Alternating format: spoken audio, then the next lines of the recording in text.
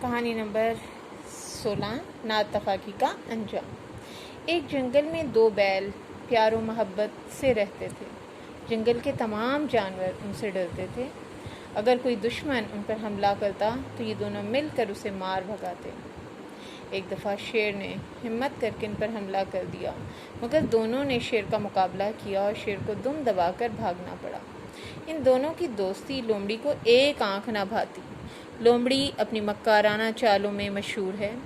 اس نے دونوں بیلوں کو ایک دوسرے کے خلاف بھڑکایا اور انہیں پھوٹ ڈال دی۔ ان دونوں میں دشمنی اس قدر بڑھی کہ دونوں نے اپنا اپنا راستہ الگ کر لیا۔ دیکھیں کہ جنگل میں 2 بیل رہتے تھے، بڑے پیار محبت کے ساتھ، اور ایک دوسرے کا خیال رکھتے، ایک دوسرے کا احساس کرتے۔ ایک کا دوست دوسرے کا بھی دوست ہوتا اور ایک کے دشمن دوسرا بھی اسے اپنا دشمن خیال کرتا، اور جب بھی کوئی دشمن ان پر حملہ کرتا تھا تو وہ مل کر اس کا مقابلہ کرتے اور اسے مار بھگاتے۔ تو ایک دفعہ جب شیر نے ان پر ہمت کر کے حملہ کر دیا تو دونوں شیروں نے اس کا مقابلہ کیا۔ شیر کو دم دبا کر بھاگنا پڑا۔ لیکن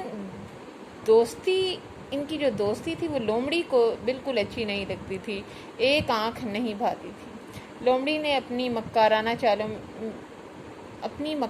چالوں میں مشہور ہے۔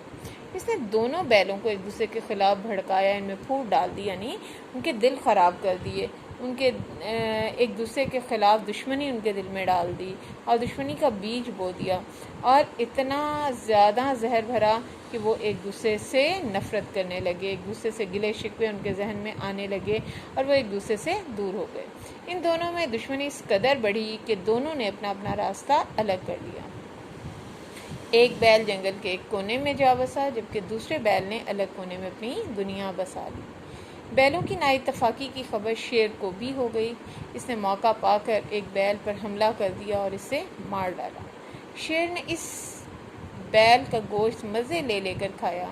اگلے ہی دن وہ دوسرے بیل کی تلاش میں نکلا اور اسے جنگل کے دوسرے کونے میں جا لیا۔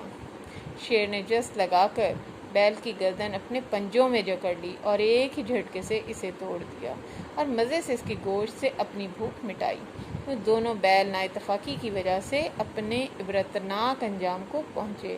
اگر دونوں بیل اتفاق سے رہتے تو ایسا نہ ہوتا۔ اب یہاں دیکھیں کہ لومڑی نے کیا کیا، ان کے دل میں جب دشمنی ڈال دی تو وہ دونوں ایک دوسرے سے الگ ہو گئے، اور ایک جنگل کے ایک کونے میں بس گیا اور دوسرا دوسرے کونے میں بس گیا۔